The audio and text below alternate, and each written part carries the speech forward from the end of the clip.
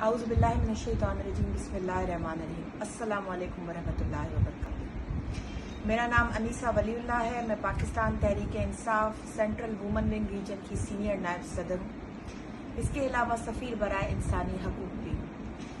आज मैं पिछले 1-1.5 साल से मुझे मुस्तकिल थर पार्कर से जो है वो कंप्लेंट्स भी आ रही थी, रिक्वेस्ट भी आ रही थी कि आप आएँ और थर पार्कर के लोगों के मेन इश्यूज को हाईलाइट करें। जैसा कि इस वक्त थर का मेन इशू है थर नीड्स वाटर।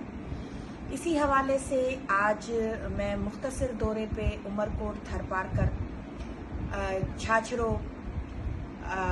जो है छोड़, महलानी, इस साइड पे मेरा विजिट है, जहाँ पे बिल्कुल जो लोग हैं उनके पास पीने का पानी नहीं है। पानी जिंदगी है।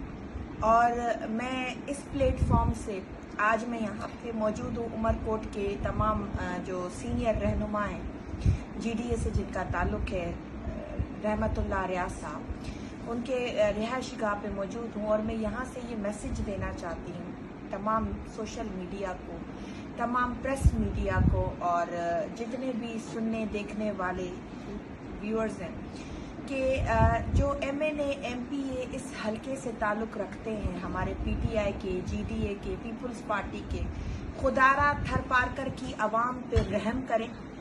थर नीड्स वाटर। इस पानी के मसले को आप लोग हल करेंगे। अब तक यहाँ पे कम से कम जो आपका वाटर प्रोजेक्ट था वो आ जाना चाहिए था। 100-200 कुएं पूरे थर पार्कर में बनने चाहिए थे।